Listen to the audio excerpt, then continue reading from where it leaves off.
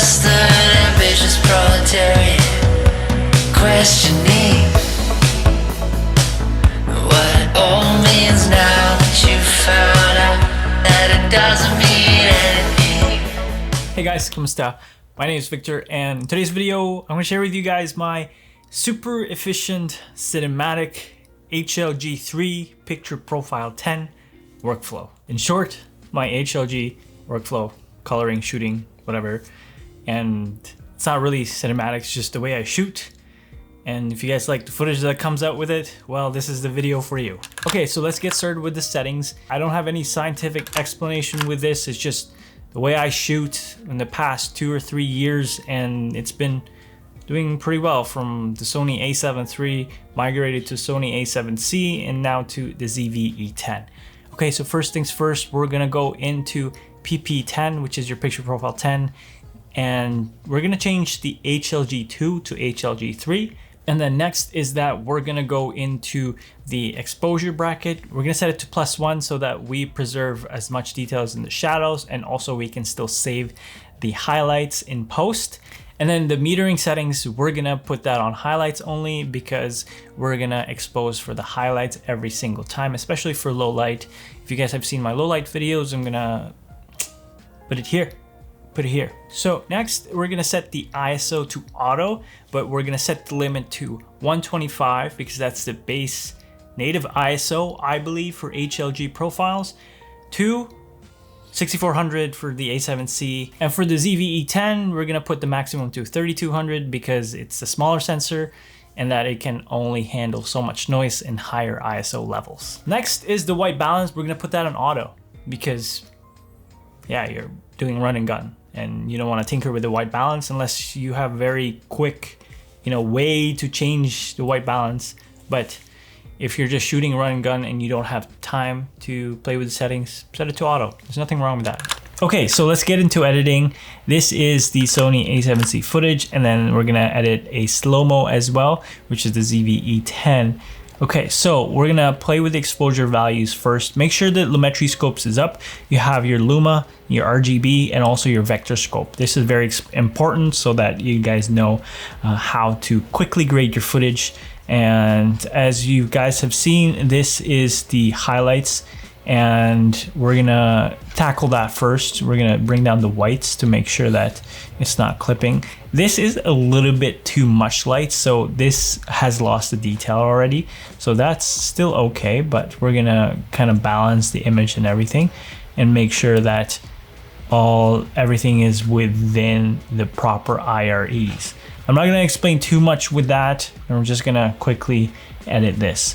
So now that we've balanced it out, we're going to put the whites a little bit up actually, and then exposure down. Pull the shadows down because you kind of want to get that, blacks in there. And then just make sure that the blacks go down and it cannot touch that 0 so that nothing is ever clipping on there. Now it looks really good now. Let's just see basic correction, and this is what it looks like.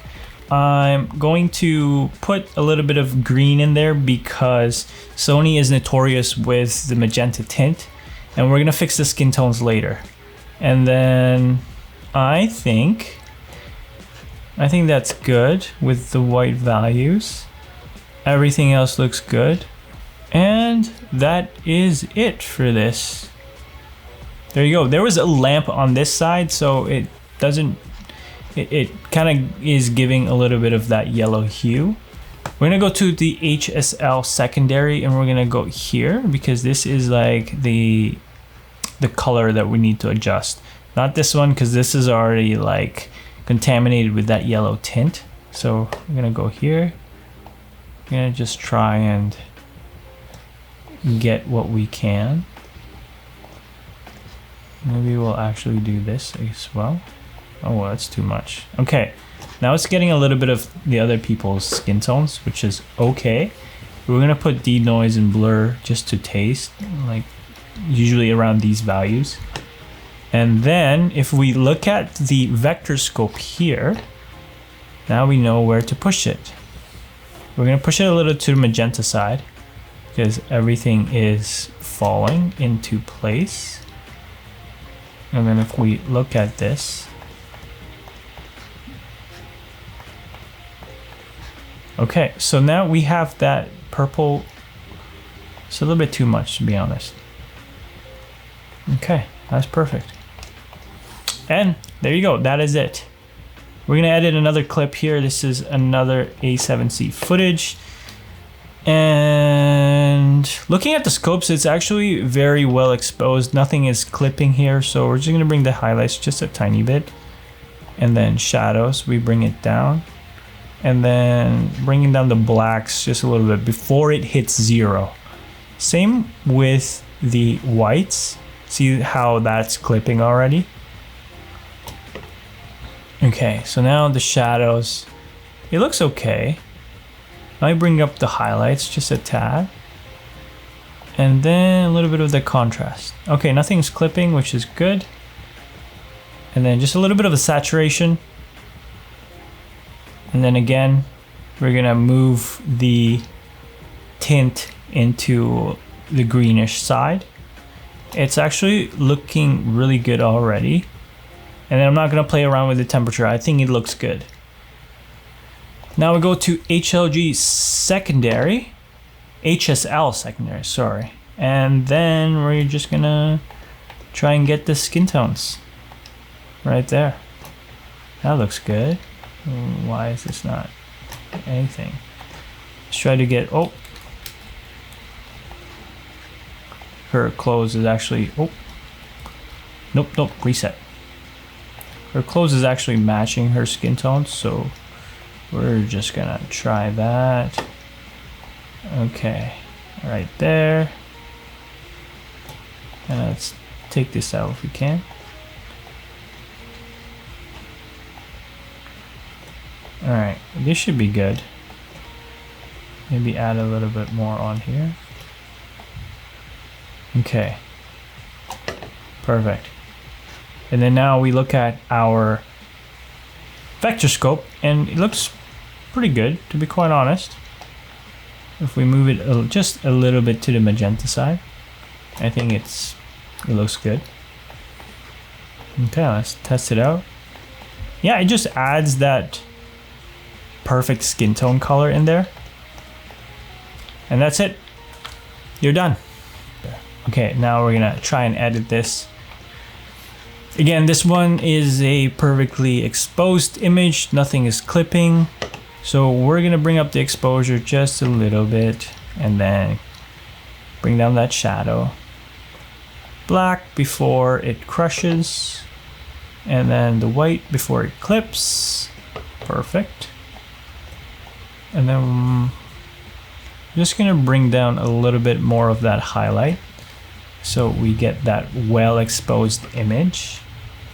And then just a tiny bit of the contrast and saturation. I mean, you can push it to there, but it just doesn't look good. And then HLG, I always say HLG, HSL secondary. We try to get her skin tone, match it up.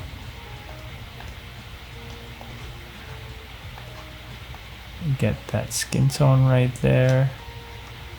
Perfect. That looks good. We can get more of the hand. And then now it's getting a little bit more of the rock. Take that out. Oh, right there. I think this is good. If we play around with this, denoise and blur. Now we get to see that on the vector scope, it's a little bit to the yellow side. We're gonna push it to the magenta or the red side. This is the skin tone line. And that is it, not too much. Oh, sorry, this is the one. And there you go. Now you've got good skin tones. And then after that, you can just color grade to your liking. After the skin tones, it's all up to you. This is, again, this is just to color correct and make sure that the colors are right and that you're editing to a point that you can color grade your footage into something else. And that is how I edit my HLG footage. If you guys want a more efficient version of this, I have created Base LUTs for you guys to check out in the link in the description down below. And again, this is just for you to quickly implement the color correction up to the skin tones.